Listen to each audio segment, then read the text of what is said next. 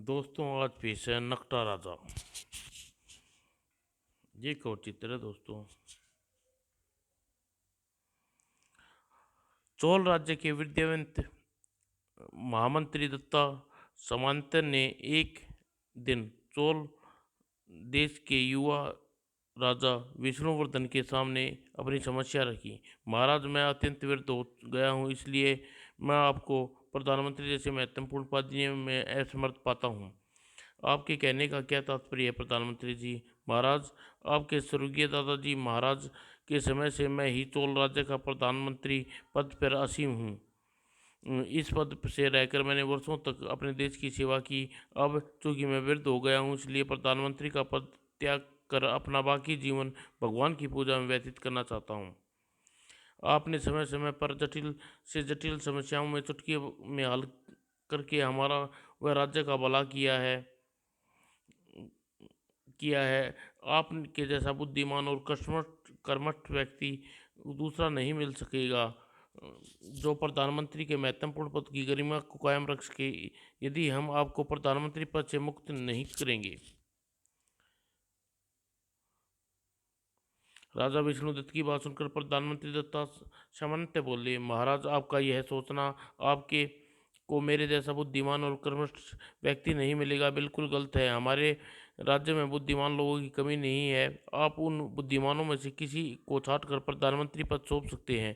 प्रधान प्रधानमंत्री जी, यदि आप अपने पद को छोड़ने की जिद पर अड़े हैं तो हमारी भी जिद है। आप जब तक अपने पद के नए उचित दावेदार को हमारे सामने पेश नहीं करोगे, तब तक आप आपको न चाहते हुए भी यह पद पर बने रहना होगा।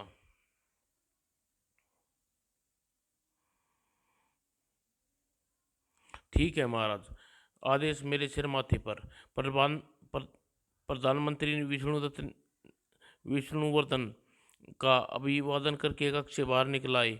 और घटना के दूसरे ही दिन की बात है कि राजा विष्णुदत्त दरबार में अपने सिंहासन पर बैठे हुए थे। तभी दरबार में आकर उन्हें सूचना दी, महाराज, कपिल नगर राज्य के समिंदर का दूत आपसे मिलना चाहता है। राजा समिंदर के दूत को राजा समिंदर ने तो हमारी दुश्मनी है, उसके दूत से हमें क्यों मिलने आया है? उसने यह सोचकर देखकर प्रधानमंत्री दत्ता सामान्य ने उससे कहा, महाराज, दुश्मन का दूत ही सही, लेकिन उसके आपसे मिलना चाहता है। क्या आप यह अपने राज्य की सूचना लेकर आया है? ठीक है, आप कह रहे हैं प्रधानमंत्री जी। तो तब विष्णुवर्धन ने दरबार को आदेश दिया, जाओ दूत को आदर सहित ले आओ। जो आज्ञा महाराज। और कहकर दरबार वहां से चला गया। कुछ देर बाद कपिल नगर के दूत राजा विष्णुवर्धन के सामने आया। कहो दूत, दुश्मन देश में तुम्हारा आज कैसे आना हुआ? महाराज, मैं अपने राजा सामेंद्र सोमेंद्र की कुछ सूचनाएं लेकर आया हूँ। क्या सूचनाएं भेजी हैं तुम्हारे महाराज ने? महाराज, उनकी सूचना को संक्षिप्त भाषा में आपके सामने प्रकट करूँगा। अब आपकी बुद्धिमानी के ऊपर है कि आप मेरे संकेतों को समझ सकते हैं या नहीं। दूत की बात सुनकर विष्णुवर्धन सोच में पड़ गया और फिर कुछ देर सोचकर बोला, ठीक है दूत, तुम अपने संकेतों में हमारे सामने प्रदर्शन करो, हम तुम्हारे संकेतों का जवाब देने की पूरी चेष्टा करेंगे।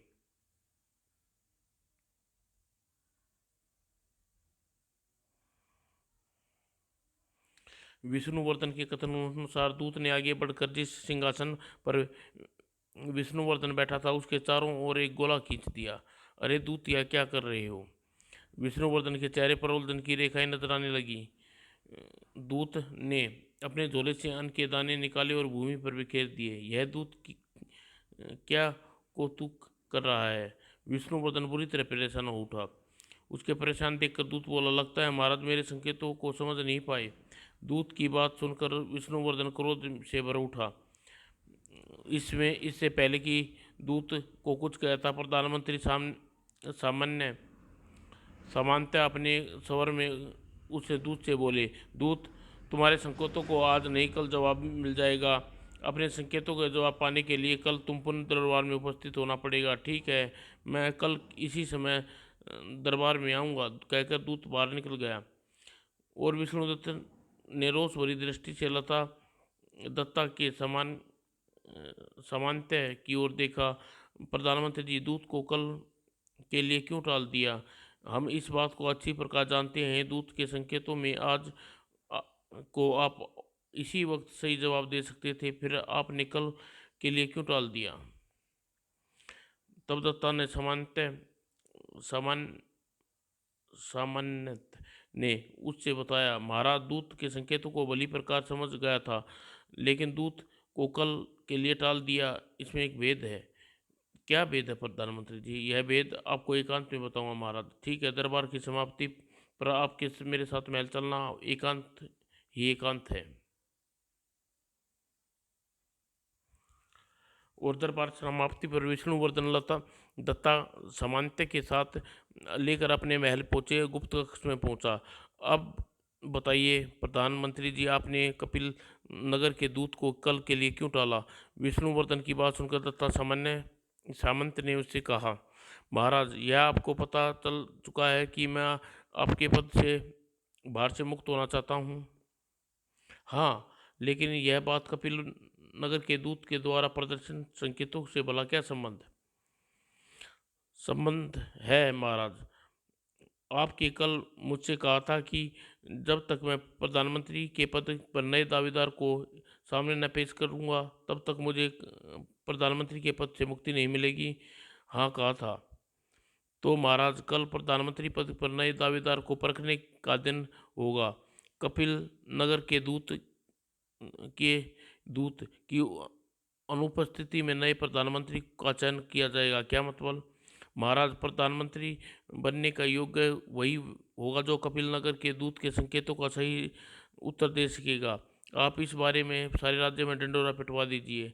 अगर दरबार में उपस्थित विद्वान दूत के संकेतों का सही उत्तर न दे सके तो महाराज, इस प्रकार निराश न होइए। उम्मीद पर यह दुनिया कायम है। और अगर कोई दूत के संकेतों का सही जवाब न दे सका तो मैं हूँ, आपके संकेतों का उत्तर दूंगा। आप निश्चिंत रहें। ओह, तो आप आपने लिए सब कुछ जानते हुए भी कल दूत को लौटा दिया था। दत्ता सामंत ने बात सुनकर विष्णुदत्त गहरी सोच में पड़ गए। यह देखकर दत्ता सामंत ने उससे कहा, महाराज, आप समय सारे राज्य में यह ढिंडोरा पिटवा दीजिए। कल दरबार में जो व्यक्ति कपिल नगर के दूत के संकेतों का सही जवाब देगा, इस देश का नया प्रधानमंत्री होगा। हाँ, यह ठीक रहेगा प्रधानमंत्री जी। विष्णुदत्त ने उसी समय ढिंडोरा पिटवाने के लिए बुलवाया और वो सारी बातें बताकर ढिंडोरा पिटवाने के आदेश दिया। कुछ देर बाद ढिंडोरा पीटने वाला राज्य में ढिंडोरा पीट रहा था। सुनो भाइयों, सुनो, मेरी बात ध्यान से सुनो। राजा विष्णुदत्त के दरबार में कपिल नगर का दूत आया है।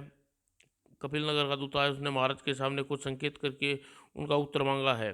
कल दरबार में जो भी व्यक्ति उस दूत के संकेतों का सही उत्तर देगा, वही चोल राज्य का नया प्रधानमंत्री और बुद्धिमान व्यक्ति के लिए प्रधानमंत्री पद रिक्त करने के लिए सुनहरी मौका है। इसलिए हम इसलिए हमें कम से कम यह पता चले कि कपिल वर्मन का दूत के संकेतों का सही उत्तर मांगा है। और ढिंडोरा पीटने वाले ने कपिल वर्मन के दूत को बताई गए संकेतों के बारे में लोगों को विस्तार से बता दिया। जब यह ढिंडोरा उसी राज्य के एक युवक गंगाधर ने सुना तो अपनी माँ से बोला, माँ, मैं कपिल वर्मन का दूत के संकेतों का मुंह तोड़ जवाब दे सकता हूँ। बेटा गंगाधर भला दूत के संकेतों का जवाब किस प्रकार देगा? सुनकर माँ गंगाधर उतावला और अपनी माँ से बोला, माँ, इसकी चिंता न तू न कर, मेरे लिए कबूतर और 2 कंचे की गोलियां का इंतजाम कर दे। इन चीज़ों का तो मैं इंतजाम कर दूंगी। बेटा, तू महाराजाओं की आदतों के बारे में अभी कुछ नहीं जानता।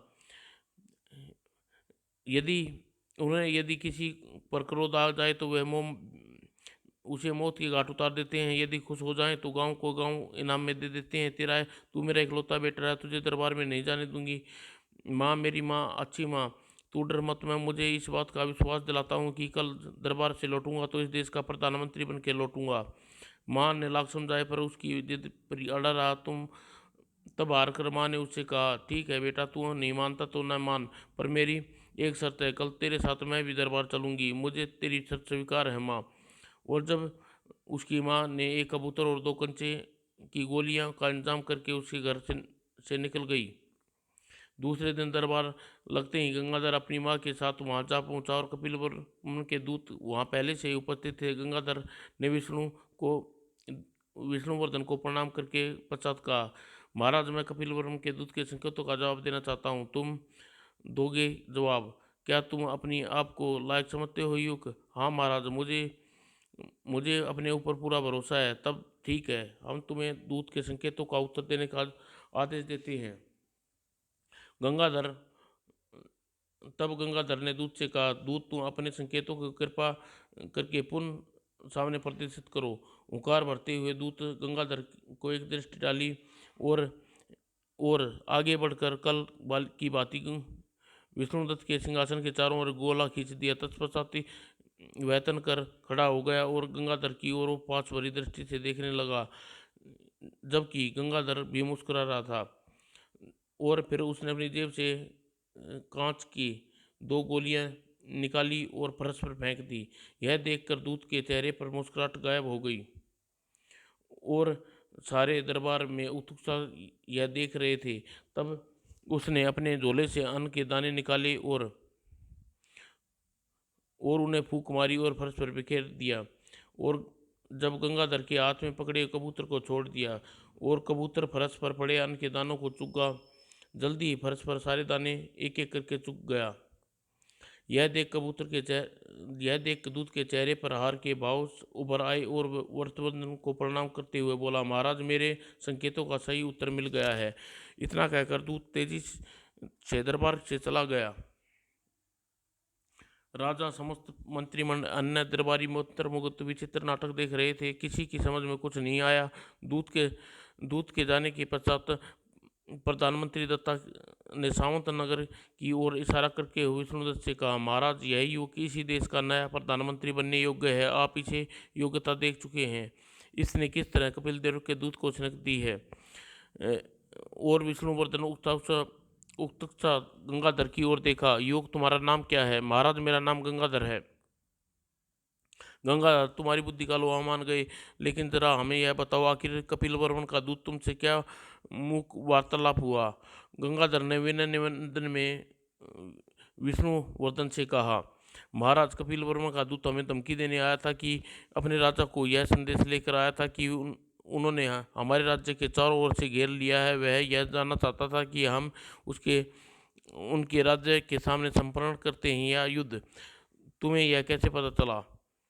महाराज, दूत ने आपके सिंहासन के चारों ओर गोला खींचकर चोल राज्य को घेर ले जाने का संकेत दिया था। महाराज, जब दरबार में पहुंचा तो दूत मुझे देखकर उपहासपूर्वक मुस्कुराया था।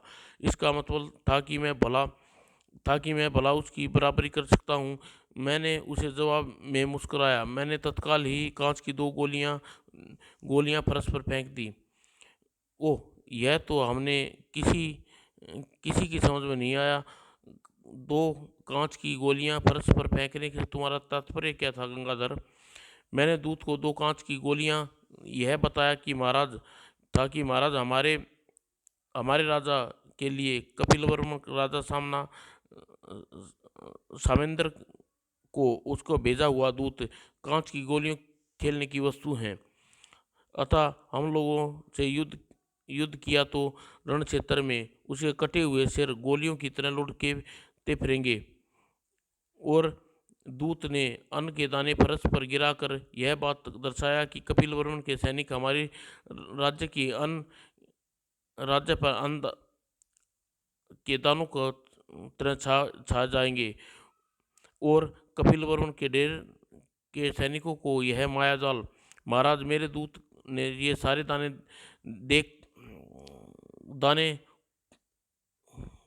दाने खोलकर उसे यह सूचना दी कि हमारा एक सैनिक उसकी पूरी सेना की टुकड़ी को नष्ट कर देगा। तुम दोनों के बीच वार्तालाप हुआ था। विष्णुवर्धन सोच में डूब गया। उसे सोच में देखकर दत्ता सामान्य स्वर में बोला, महाराज, देख लिया गंगाधर किस बुद्धिमान ने दूत से मुंह जो जवाब दिया है। प्रधानमंत्री जी, यह तो ठीक है, लेकिन गंगाधर की बातों से हमें यह भी तो पता चला है कि राजा सामेंद्र अपनी सेना को हमारे राज्य की सीमा पर आ पहुंचा है। तो यह तो आप जानते ही हैं कि सामंतर की सेना हमारी सेना से बहुत विशाल है, लेकिन उसकी सेना से हम किस प्रकार मुकाबला कर पाएंगे? इस बार आप कोई राह सुझाइए। महाराज, इस बारे में आपके उचित राह गंगाधर ही देगा। विष्णुधर ने तत्काल खड़े होकर घोषणा की, समस्त मंत्रियों, सभासदों, उपस्थित दरबारियों, प्रधानमंत्रियों, सामान्य सामंत जी अब विरुद्ध हो चले हैं, इसलिए अब मुझे प्रधानमंत्री पद से मुक्त होने की अनुमति मांग रहे हैं। और पहले आप अपनी शर्तों के अनुसार गंगाधर को चोल राज्य का नया प्रधानमंत्री घोषित कीजिए। तत्पश्चात गंगाधर के सामने राजा के बारे में विचार विमर्श कीजिए। ठीक है, मैं अभी दरबार के में गंगाधर को नया प्रधानमंत्री बनाने की घोषणा किए देता हूँ। और हम माननीय दत्ता सामंत जी की प्रार्थना स्वीकार करते हुए उन्हें प्रधानमंत्री पद से मुक्त करते हैं और साथ में बुद्धिमान गंगाधर को देश का नया प्रधानमंत्री नियुक्त करते हैं। हमें मंजूर है। दत्ता के सामंत में अपनी पगड़ी पगड़ी उछालकर हर्षवर्धन को सौंप दी और अपना स्थान छोड़कर दरबारियों के बीच जा खड़ा हुआ। यह देख गंगाधर की मासूम खुशी के आंसू भर आई। ओह मेरे भगवान, तूने मेरे बेटे को इतना बड़ा ओहदा सौंपा, तेरा लाख लाख शुक्र है। तब विस- तब विष्णुवर्धन के इशारे पर गंगाधर ने अपने पास बुलाया और प्रधानमंत्री की पगड़ी सौंपते हुए बोला, गंगाधर, आज से तुम इस देश के महत्वपूर्ण पद पर सौंपता हूँ। महाराज, मैं कसम खाता हूँ कि तन मन धन से के साथ अपने देश की सेवा करूँगा। तब विष्णुवर्धन के आदेश पर गंगाधर ने प्रधानमंत्री का स्थान पर ग्रहण किया और सभी दरबारियों ने करतल ध्वनि में हर्षवर्धन किया। और दूसरी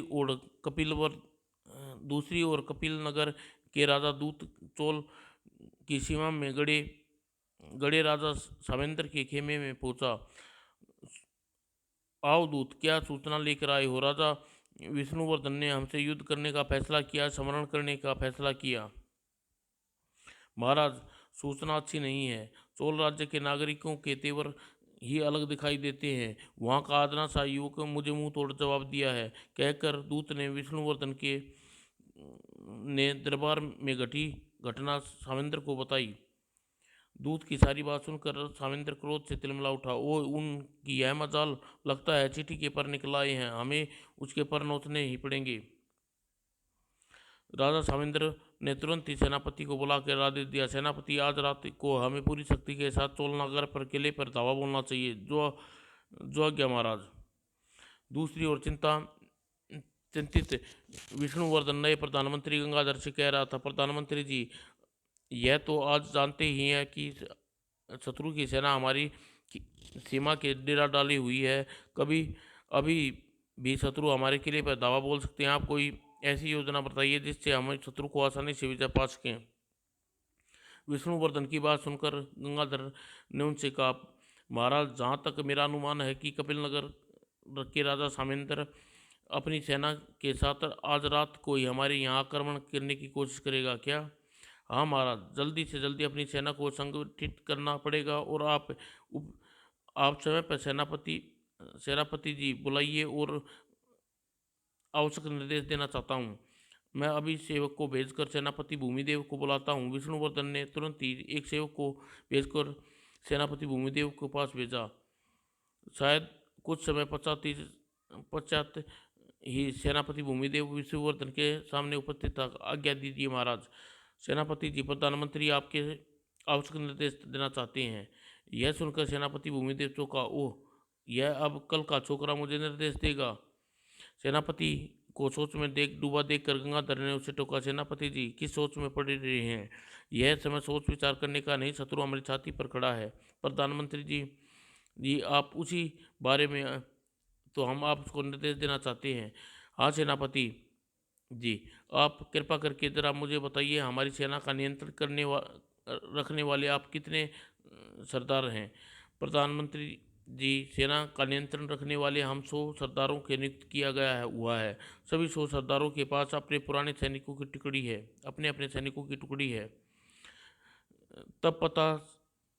तब ठीक है सेनापति जी, हम ऐसा करेंगे कि, कहते हुए गंगावर्धन ने सेनापति विष्णुवर्धन को अपनी योजना से अवगत करवाया और अपनी योजना के बारे में गंगाधर सेनापति ने आगे कहा, सेनापति जी, अब आप जाकर तैयारी कीजिए। याद रखिए, रात्रि होने से पहले हमें अपनी सेना के साथ मोर्चे संभालने हैं। ठीक है, मैं भी जाकर तमाम सरदारों को सेना सेना को इस बात से अवगत कराता हूँ, कहकर सेनापति कक्ष से बाहर निकल गए। उसके जाने के बाद विष्णुवर्धन ने गंगाधर से कहा, प्रधानमंत्री जी, ऐसी योजना तो आपने बहुत अच्छी बनाई है। राजा सामेंद्र की विशाल और दोहरी सेना दोहरी मार करने वाले बौखला जाएगी और निश्चित ही हमारी विजय होगी। महाराज, आप चिंता न कीजिए, ऐसी चाल चलूंगा कि महाराज सामेंद्र औंधे मुंह जा गिरेगा। प्रधानमंत्री जी, हमें आपकी ऐसी उम्मीद है। जाओ जाओ, आप शत्रु के पक्ष में हराने की तैयारी करो। और विष्णुवर्धन के आदेश पर पाकर गंगाधर अपने घर की ओर चल पड़ा और घर आकर अपनी माँ को रोती सारी बात बताई। वह बोला, माँ, प्रधानमंत्री के पद का ग्रहण करने पर राजा ने मुझे आज ही पहला महत्वपूर्ण कार्य सौंपा है। मुझे आशीर्वाद दो, मैं अपनी योजना में सफल हो जाऊं। बेटा, घबराओ नहीं, मेरा आशीर्वाद तुम्हारे साथ है। जाओ, विजय सिर्फ तुम्हारी तुम्हारी राह देख रही है। और रात्रि होने से पहले ही गंगाधर अपनी सेनापति भूमिदेव के 50 सरदार अपनी सैनिक टुकड़ियों के साथ चाल राज्य की किले की 1 मील दूर पहुंचा। सेनापति जी, हमारे राज्य में प्रवेश करने का एकमात्र स्थान है। राजा साविंद्र सेना के साथ सरेआम हमारी किले की ओर आज रात आएगा। आप सभी सरदार को समस्त सैनिकों पेड़ पर झाड़ियों पर छुप कर बैठे जाओ। इस बात का विशेष ध्यान रखना, दुश्मन को इस बात की जरा भी भनक नहीं यहाँ कोई छिपा है। जब अपनी सेना के साथ रात्रि के यहाँ से गुजर जाए तो उनके कुछ देर पश्चात आपकी सेना के साथ राजा सामेंद्र की सेना के पीछे कूच कर देना है। प्रधानमंत्री जी, आप फिक्र न कीजिए, आपको हमारी योजना भली प्रकार समझ गया हूँ। और जब उन लोगों के अन्य आवश्यक जानकारी निर्देश देकर गंगाधर वहाँ से लौट आया। वापस लौटते समय राज्य की चारद्वारी एकमात्र मुख्य फाटक, दूसरी ओर 50 सरदार उसकी सैनिक टुकड़ियों को एकत्रित किया।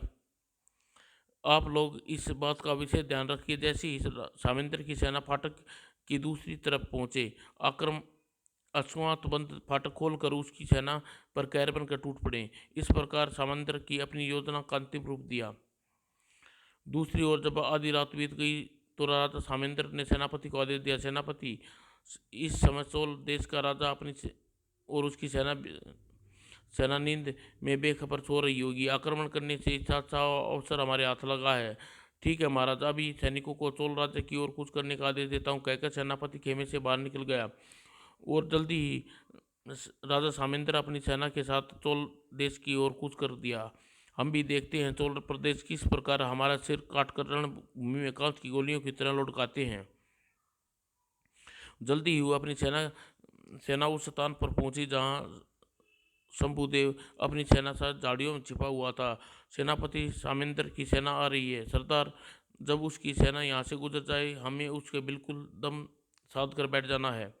और कुछ देर बाद सामेंद्र की सेना वहाँ से गुजर गई और कुछ देर बाद सोमेंद्र की सेना वहाँ से काफ़ी दूर चली गई। सेनापति अपनी सेना के सरदार को आदेश दिया, जल्दी करो, अब सामेंद्र की सेना का पीछा करना है। और जल्दी ही सेनापति शंभुदेव अपनी सेना के साथ सोमेंद्र की सेना के बिल्कुल पीछे था। जैसे ही सोमेंद्र की सेना चोल नगर की चारद्वारी के मुख्य दरवाजे के पास पहुंची, सोमेंद्र ने सैनिकों को आदेश दिया, सैनिकों, पहरेदार की बोटी बोटी काट डालो, सिर्फ मुख्य फाटक खोलो। सोमेंद्र की आज्ञा पाकर कुछ सैनिक तलवार खींचकर पहरेदारों की ओर झपके। जैसे ही पहरेदार के पास पहुंचे, फाटक दूसरी ओर से खड़े गंगाधर ने सैनिकों को आदेश दिया, मेरे वीर सैनिकों, फाटक खोलकर शत्रुओं के परले बनकर टूट पड़ो। और तुरंत ही गंगाधर के आदेश का पालन हुआ और मुख्य फाटक खोल दिया गया। और तत्पश्चात हर हर महादेव, जय माँ काली, जय भवानी। और गंगाधर अपनी सेना के साथ सामेंद्र की सेना कहर बनकर टूट पड़ी। सामेंद्र को अचानक वार से हक्का बक्का रह गया। वो इसका मतलब राजा विष्णुवर्धन पूरी तरह चौकन्ने थे। अचानक ही हमले अचानक हुए हमले से सामेंद्र की सेना अभी संभली भी न थी कि दूसरी ओर से सेनापति भूदेव की सेना ने सोमेंद्र की सेना पर आकर घेर लिया। एक भी सैनिकों एक भी शत्रु जीवित न बचे। आदेश पाकर शंभुदेव की सेना सामेंद्र की सेना पर टूट पड़ी और दो तरफ से हुए अप्रत्याशित हमले आक्रमण से राजा सामेंद्र की सेना के पांव उखड़ गए और सैनिकों की जान बचाने के लिए भागने लगे। भागो वाह! और सोम अपनी सेना को इस प्रकार दुम दबाकर भागते देख सोमेंद्र चिल्लाया, रुको वीरों, रुक जाओ, इस प्रकार भागो मत, आओ शत्रुओं के दांत खट्टे कर दो। सोमेंद्र चिल्लाता रहा। उसकी सेना उसकी पुकार पर ध्यान न दिया। यह देखकर लगता है मेरी सेना अचानक हुए आक्रमण से बुरी तरह घबरा गई है। मैं अकेला कैसे युद्ध कर सकता हूँ? मुझे भी यहाँ से जान बचाकर भागना चाहिए। यह सोचकर सोमेंद्र ने जैसे अपने घोड़े को वहां से भगाने के लिए मुड़ा, तलवार लहराता हुआ गंगाधर वहां पहुंचा। ठहरो सोमेंद्र, कहाँ जाना है? मुझसे पुरस्कार तो लेते जाओ। और कहते हुए गंगाधर ने सोमेंद्र के चेहरे पर तलवार का वार किया। तलवार का वार से सोमेंद्र की नाक काटकर गिर पड़ी और तब कटी नाक को हाथ में दबाकर पीड़ा से कराता हुआ सोमेंद्र वहां से भाग खड़ा हुआ। यह देखकर गंगाधर खिलखिलाकर हंस पड़ा। उसने साम भागते हुए सोमेंद्र से कहा, वाह सोमेंद्र वाह, अपनी ऊंची नाक तो तू यहीं छोड़ चला, इसे अभी अपने साथ लेता था।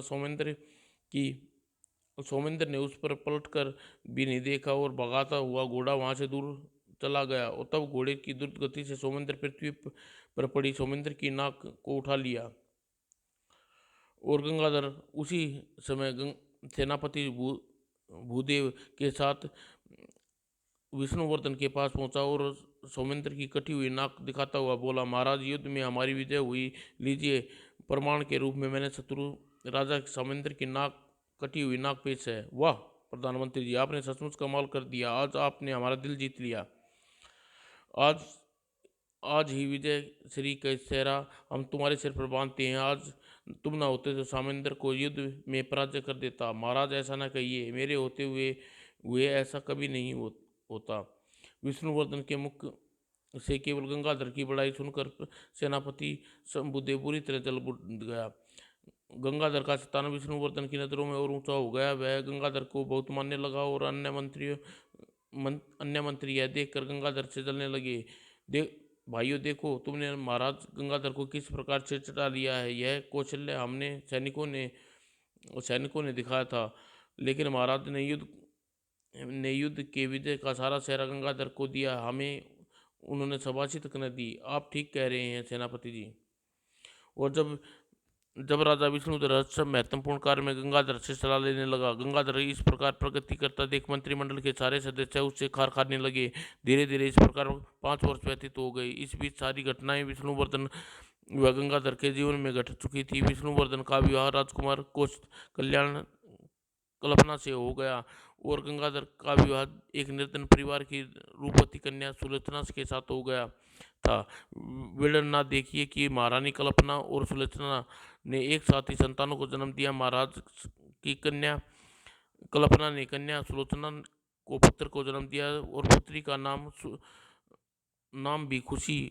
और विष्णुधर ने अपने सारे मंत्रिमंडल को राजकीय भोज पर बुलाया और तब गंगाधर ने विष्णुवर्धन को बधाई देते हुए कहा, बधाई हो महाराज, भगवान करे राजकुमार की उम्र लंबी हो। राजकुमार गंगाधर, हमारी ओर से आपको पुत्र जन्म की बधाई हो।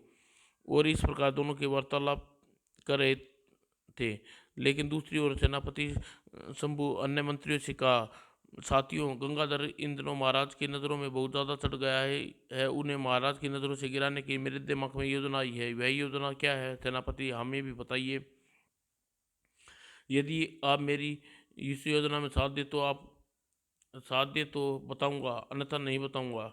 हम आपके साथ देने के लिए सेनापति, हम गंगाधर को सफलता नहीं सहन कर सकते। तो सुनिए, मेरी योजना यह है। कहते हुए सेनापति ने खुशताते हुए मंत्रियों की अपनी योजना बताई।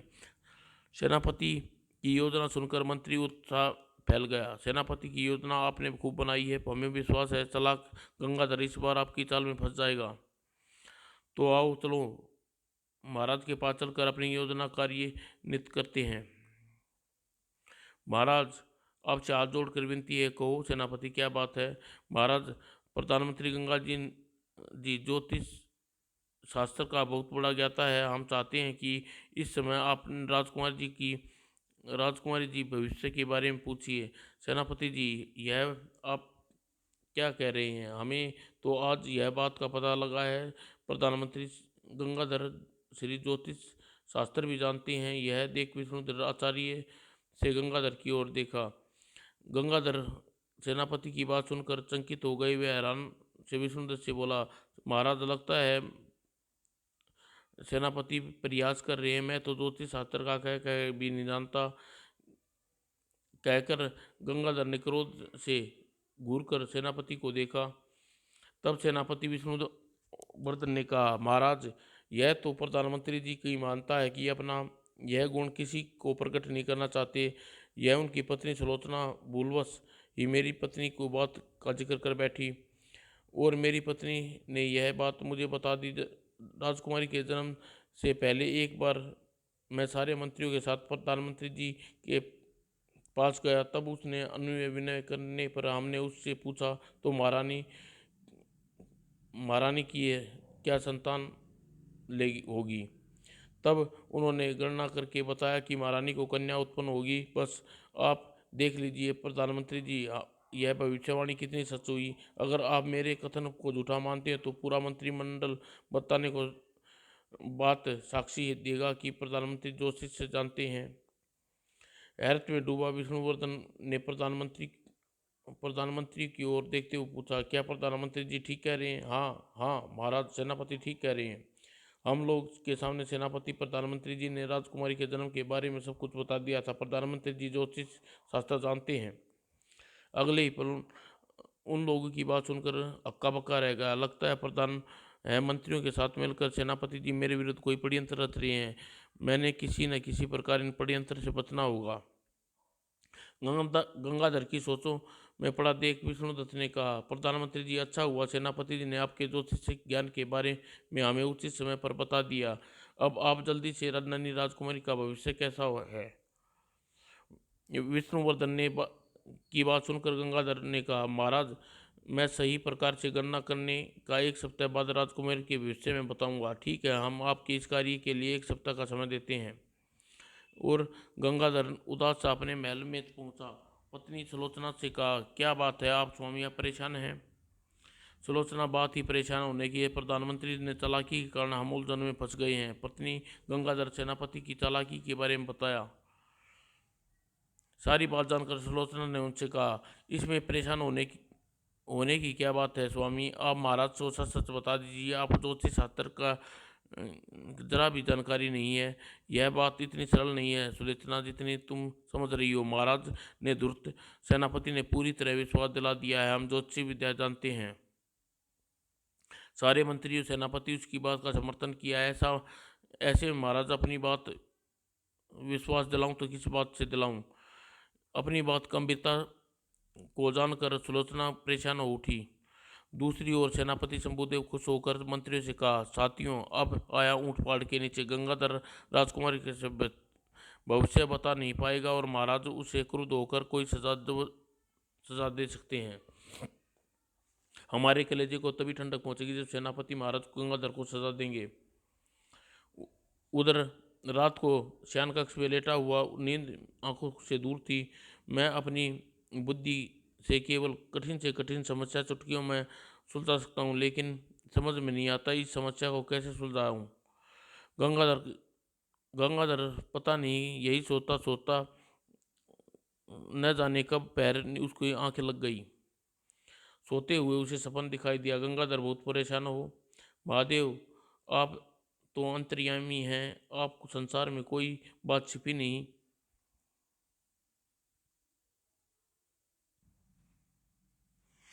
गंगाधर, मैं तेरी परेशानी का हल करने के लिए ही तेरे सपन में आया हूँ। भगवान, जल्दी से मेरी परेशानी का हल बताइए।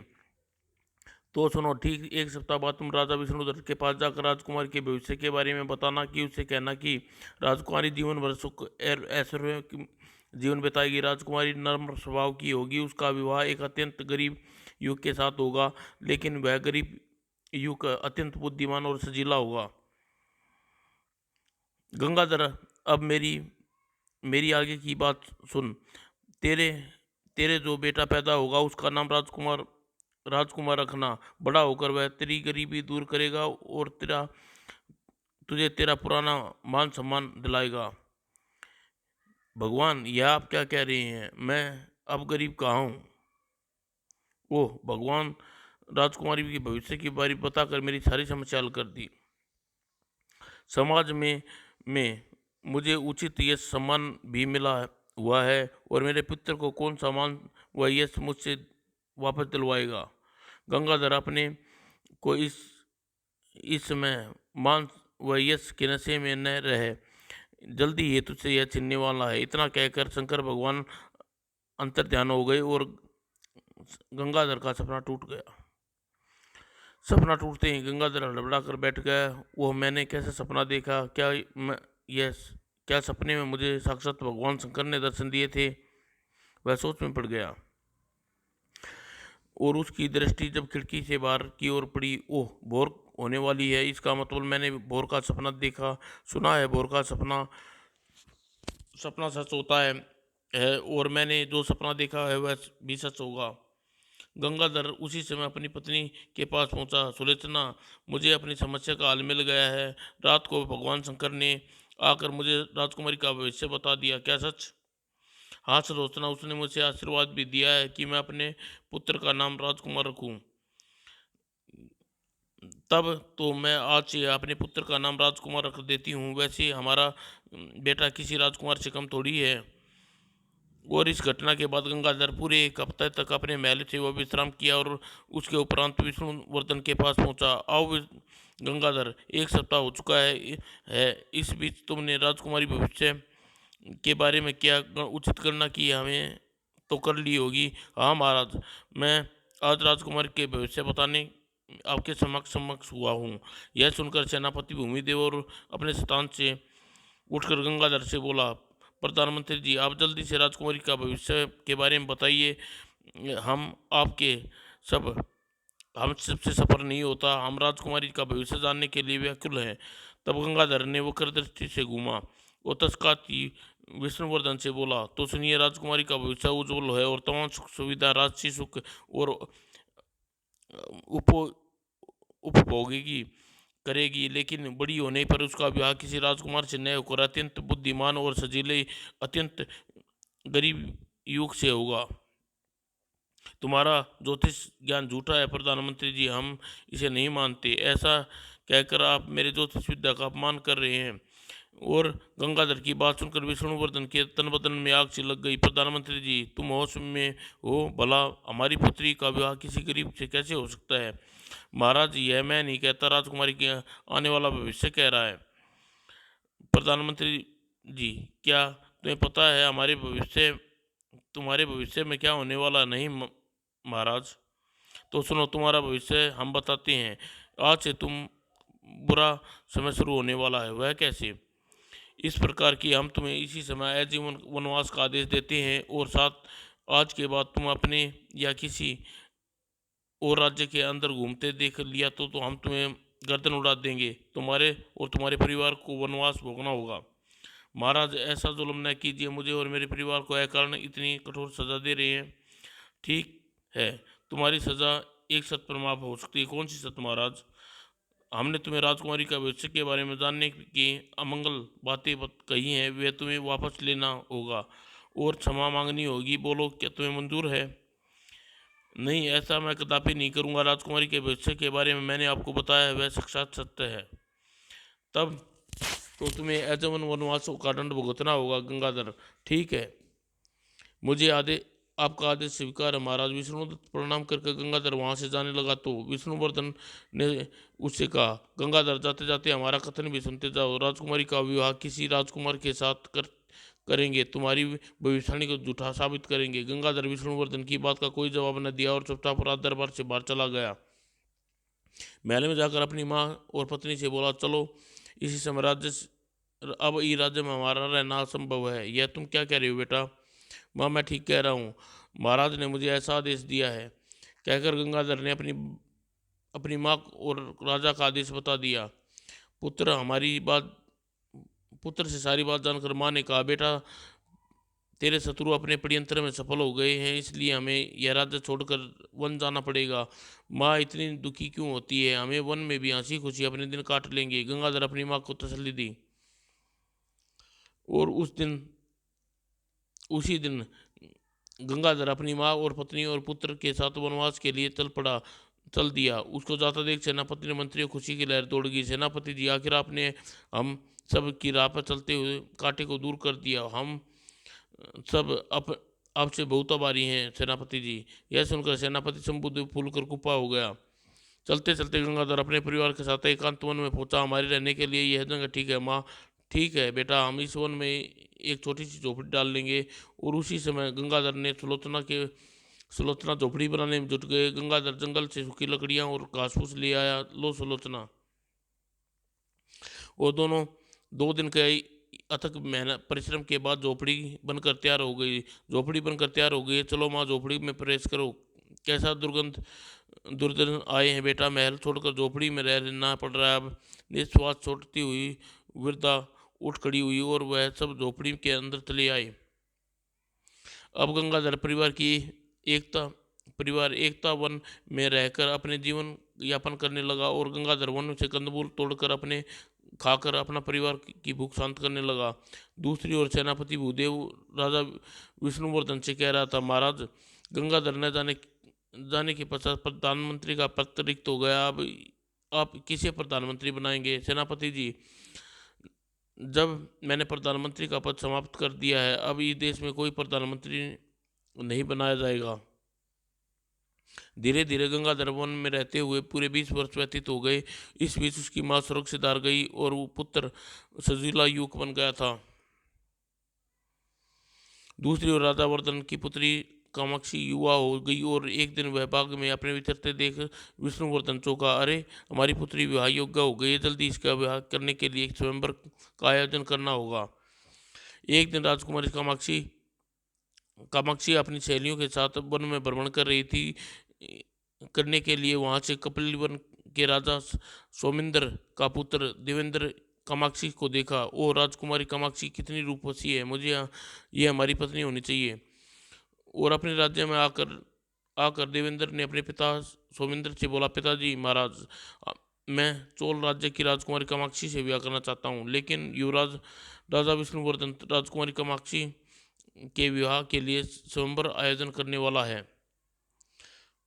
उसने हमारे राज्य के छोड़कर सभी आसपास के राज्य को स्वयंवर की सूचना भिजवाई है। बिना बुलाए हम स्वयंवर में भेजें तो कैसे भेजें? यह सुनकर देवेंद्र का मुंह उतर गया। बेटा, मुंह उतर देख सोमेंद्र ने कहा, युवराज, निश्चित निराश न हो, तुम्हारा विवाह राजकुमारी कामाक्षी से ही होगा। लेकिन कैसे होगा पिताजी महाराज? तो सुनो, हम चोल पर आक्रमण करके राजकुमारी कामाक्षी का अपहरण करके यहाँ ले आएंगे और तुम्हारा विवाह राजकुमारी कामाक्षी से कर देंगे। इस प्रकार तुम्हारी इच्छा पूरी हो जाएगी और हमारा प्रतिशोध की ज्वाला भी ठंडी हो जाएगी।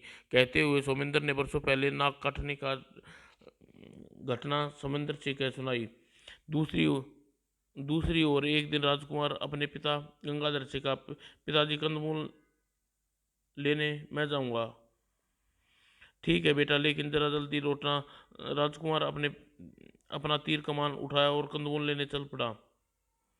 अभी वह कुछ ही दूर पहुंचा था, शंकर भगवान सामने प्रकट हुआ। राजकुमार चोल, आज तेरी पत्नी का स्वयंवर होने वाला है, तू जंगल में क्या कर रहा है? ये आप क्या कह रहे हैं भगवान? मुझ गरीब को चोल देश की राजकुमारी भला यह कैसे विवाह करेगी? मैं ठीक कह रहा हूँ राजकुमार, चोल देश की राजकुमारी तेरी पत्नी बनेगी। लेकिन भगवान, मैं स्वयंवर में आए बाकी सजीले बहादुर राजकुमारों के बीच भला राजकुमारी मेरे गले में वरमाला क्यों डालेगी? राजकुमार राजा विष्णुवर्धन स्वयंवर में आए राजकुमारों के सामने एक अत्यंत कठिन शर्त रखने वाला है। जो राजकुमारी तीर का निशाने पर आसमान में से एक तारा तोड़कर राजकुमारी कामाक्षी के कदमों में डालेगा, उसके साथ राजकुमारी का विवाह करेगी। चिंता न करो, इस कार्य में तुम्हारी सहायता करूंगा। लेकिन आसमान में अदृश्य तारा भला मैं कैसे तोड़ पाऊंगा? आप किस प्रकार मेरी सहायता करेंगे भगवान? जब शंकर भगवान ने उसे एक तीर देते हुए कहा, यह तीर असीम शक्तियों का स्वामी है। इस तीर यदि तुम कमान पर चढ़ाकर आकाश की ओर छोड़ोगे तो वह तीर आकाश में जाकर तारे को लगेगा और जिससे परिणामस्वरूप तार टूटकर सीधा पृथ्वी पर खड़ी कर कामाक्षी के कदमों में जा गिरेगा। ओह, तब तो यह तीर बड़ा अद्भुत है। राजकुमार ने तीर ले लिया। तत्पश्चात भगवान ने एक विस्तर सर्प को राजकुमार को देते हुए बोला, यह विस्तर सदैव तुम्हारी रक्षा करेगा। संकट की घड़ी में इस सर्प की पूंछ पकड़कर तेजी से घुमाते हुए तुम सर्प को जिस ओर फेंकोगे और सब कुछ जलकर स्वाह हो जाएगा। और राजकुमार ने सर्प भी शंकर भगवान से ले लिया। तब शंकर भगवान ने राजसी आभूषण और वस्त्र देते हुए कहा, इन आभूषणों को तुम्हें पहना लो। अच्छा भगवान। राजकुमार ने तुरंत ही आभूषणों को पहना। अब तुम अपनी आंखें बंद कर लो। तुम्हें आंखें खोलोगे तो अपने आप को चोल देश के स्वयंवर स्थल पर पाओगे। भगवान, मैं तो घर में कंदमूल लेने गया था, यही यहीं से चोल देश चला जाऊंगा। मेरे माता पिता मेरी राह देखेंगे, उसकी चिंता तुम न करो। मैं चोल देश जाने की सूचना तो उन्हें दे दूंगा। तब ठीक है। और कहकर राजकुमार ने आंखें मूंद ली और आंखें खोली तो आश्चर्यचकित रह गया। वाह, मैं वास्तव में चोल देश के चोल स्वयंवर में खड़ा हूँ। वह वह सतीमंत सा खड़ा तो दो पहरेदार पास आए। आप यहाँ कैसे खड़ी हैं? मैं राजकुमारी कामाक्षी के स्वयंवर में हिस्सा लेने आया हूँ। आप यहाँ से खड़ी हैं, चलिए महाराज के पास ले चलता हूँ। चलिए अपने महाराज के पास ले चलो। पहरेदार राजा विष्णुदत्त के पास हुए। महाराज स्वयंवर में भाग लेना चाहता है। यो कौन हो? मैं महाराज, मैं एकांत वन का राजकुमार हूँ। तुम ठीक है, तुम स्वयंवर में हिस्सा ले सकते हो। विष्णुदत्त के आदेश पर वहाँ बैठा दिया और अन्य राजकुमार बैठे थे। तब विष्णुदत्त खड़े होकर घोषणा की, उपस्थित राजकुमारों, जो भी तीर से एक निशाने से आसमान में तारा तोड़कर राजकुमारी कामाक्षी के कदमों में डालेगा, वही राजकुमारी का पति होगा। और कहते हुए विष्णुदत्त ने पतिता प्रियता की घोषणा की। सबसे पहले मयूर नगर के राजकुमार ने उठा और उसने आकाश में निशाना लगाकर तीर छोड़ा। वो जल्दी उसका तीर पृथ्वी पर वापस गिरा। आह हा हा हा। और शर्मिंदा राजकुमार वापस अपने स्थान पर जाकर बैठ गया। एक एक करके सभी राजकुमार ने आसन से आसमान पर निशाना बांधकर तीर छोड़ा, लेकिन तारा तोड़ने की किसी में सफलता नहीं मिली। यह देखकर विष्णु निराश उठा। लगता है राजकुमारी इस भीड़ में राजकुमारी कामाक्षी के लिए कोई योग्य वर नहीं है। तभी गंगाधर का पुत्र राजकुमार अपने स्थान से उठा और शंकर भगवान जी का दिया तीर कमान पर चढ़ाया। जय शंकर भगवान, मेरी लाज रखना। और मन ही मन शंकर भगवान का स्मरण करते हुए तीर आकाश में छोड़ दिया और तीर विद्युत गति से आकाश में उड़ता हुआ लुप्त हो गया और आकाश में जाकर एक तारे से जा टकराया और तीर के प्रहार से तारे टूटकर दो टुकड़े हो गए और तारा टूटकर पृथ्वी की ओर चल पड़ा। अरे, आकाश से कोई चमकीली वस्तु नीचे की ओर आ रही है। कहीं कहीं यह टूटा हुआ तारा तो नहीं? लोग हैरानी से आकाश की ओर देखने लगे और तारा टूटा टूटा हुआ तारा तेजी से राजकुमारी कामाक्षी के कदमों में आकर गिरा। यह देखकर विष्णुवर्धन प्रसन्न हो उठे। आह, मेरी पुत्री का योग्य वर मिल गया है। वह पूरी तरह निराश हो चुका था। तब राजकुमारी कामाक्षी ने कहा, उठो बेटी, उठो और बुड़कर राजकुमार के गले में वरमाला डालो। विष्णुवर्धन के इशारे में राजकुमारी मंच पर बुलाया और कामाक्षी ने आगे बढ़कर राजकुमार के गले में वरमाला डाल दी। और तभी बदवासा सेनापति भूदेव वहां दौड़ता हुआ विष्णुवर्धन के पास आया। क्या हुआ? क्या बात है सेनापति? अपने चेहरे पर रवैया क्यों उड़ी हुई है? महाराज, गजब हो गया। कपिल नगर के राज्य का विशाल सेना लेकर आक्रमण कर दिया है और हमारे राज्य में प्रवेश कर चुका है। ओह, यह अब क्या होगा? विष्णुदत्त के चेहरे पर रवैया उड़ने लगी। तब राजकुमार ने आगे बढ़कर कहा, महाराज आप चिंता न कीजिए, राजा सोमेंद्र आपका कुछ नहीं बिगाड़ सकेगा। उसकी सेना को अकेला ही यमलोक पहुंचा सकता हूँ। यह सुनकर विष्णुवर्धन विष्णुवर्धन के आत्मविश्वास से राजकुमार की ओर देखा और तभी भयानक गर्जना करती हुई गज राजा सोमेंद्र की सेना वहां आ पहुंची। लगता है प्रलय की घड़ी आ पहुंची है। और यह कहकर मन ही मन भगवान का स्मरण करने लगा।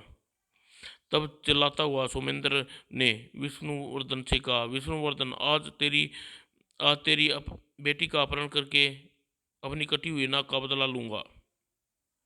यह सुनकर राजकुमार आवेश में चिल्लाया, नकटे राजा सोमेंद्र, राजकुमारी कामाक्षी अब राजा विष्णुवर्धन की बेटी नहीं, मेरी पत्नी है। ओह, तो तेरा उसके साथ विवाह हो चुका है? हाँ नीच, तूने मेरी पत्नी को कुदृष्टि डाली, इसलिए मैं तेरी सेना को तुझे जीवित नहीं छोड़ूंगा। हाँ हाँ, तू अकेला वाला मेरी और मेरी विशाल सेना का क्या कर बिगाड़ सकता है? सोमेंद्र खिलखिला कर हंस पड़ा। तब राजकुमार ने अपने अस्त्रों में छिपा विस्त्र सर्प बाहर निकाला और उसकी पूंछ पकड़कर तेजी से लाता हुआ घुमाने लगा और तत्पश्चात उसने सोमेंद्र की सेना की ओर उछाल दिया और अगले ही पल आ आ आ उफ, आग आग, बचाओ हमें! क्षण भर में पूरी सेना सहित जलकर भस्म हो गया। और और दूसरी ओर गंगाधर सुलोचना परेशान थे। सांझ होने को आई है, कंदमूल लेकर अभी तक वापस नहीं लौटा, कहीं किसी संकट में न फंस गया हो। सुलो सुलोचना गंगाधर बेचैन इनसे पूरी इधर उधर घूम रहे थे। तभी वहां शंकर भगवान ने प्रकट हुआ। गंगाधर, तू अपने बेटे के लिए चिंतित हो रहा है ना? हाँ भगवान, न जाने कहाँ चला गया है। तेरा बेटा इस समय चोल राज्य में गया है। राजकुमारी कामाक्षी से उसका विवाह हो चुका है। क्या? हाँ, मैं सच कह रहा हूँ गंगाधर, अब तुम्हारे दुख के दिन समाप्त हो गए हैं। यह तुम्हारे बेटे के कारण संभव हो चुका है। तब तब शंकर भगवान के आदेश पर सुलोचना और गंगाधर ने आंखें बंद कर ली और कुछ देर बाद उनने आंखें खोली तो स्वयं उनको विष्णुवर्धन के सामने पाया। तुम कौन हो? महाराज पहचानो महाराज। विष्णुवर्धन ने पहचानने की कोशिश की लेकिन असफल रहा। तब गंगाधर से कहा, महाराज मैं गंगाधर हूँ, जिसे आपने वर्षों पहले अपने राज्य से निकाल दिया था। लेकिन तुम वापस क्यों आए हो? हमने तो तुम्हें आजन्म वनवास दिया था। महाराज, वर्षों पहले की गई भविष्यवाणी सच हो चुकी है, इसलिए मैं वापस आया हूँ। क्या बक रहे हो तुम? भविष्यवाणी झूठी साबित हो करने के लिए हमने अपनी पुत्री का विवाह राजकुमार से किया है। महाराज, जरा हम भी तो देखें वह राजकुमार कौन है। और फिर विष्णुवर्धन ने सेवक द्वारा राजकुमार को वहां बुलाया। गंगाधर ने सुलोचना को देखते ही वह खुशी से चिल्लाया, माँ, पिताजी, आप वो यह दोनों तुम्हारे माता पिता हैं। गंगा तब गंगाधर ने विष्णुधर से कहा, महाराज, यह मुझ गरीब के पुत्र है का ही पुत्र है। लेकिन लेकिन यह युवक तो अपने आप को युवराज बताता था। महाराज, एकांत वन, बियाबान जंगल और राजकुमार मेरे पुत्र का नाम है। मेरे पुत्र ने आपसे कोई झूठ नहीं बोला। ओह गंगाधर, तो तुम्हारी भविष्यवाणी बिल्कुल सच निकली। मैं तुम्हें दंड देकर अच्छा नहीं किया। और पश्चाताप से भर उठा। उसने विनय पूर्ण गंगाधर से कहा, गंगाधर जी, आपका पद, प्रधानमंत्री का पद बहुत दिनों से रिक्त पड़ा है, उसे ग्रहण करके शोभा बढ़ाइए। जैसा जैसे आदेश आपका महाराज। विष्णुवर्धन ने गंगाधर के चोल राज्य का प्रधानमंत्री बना दिया और प्रधानमंत्री अपने सारे मंत्रिमंडल उसे देश निकाला दे दिया। समाप्त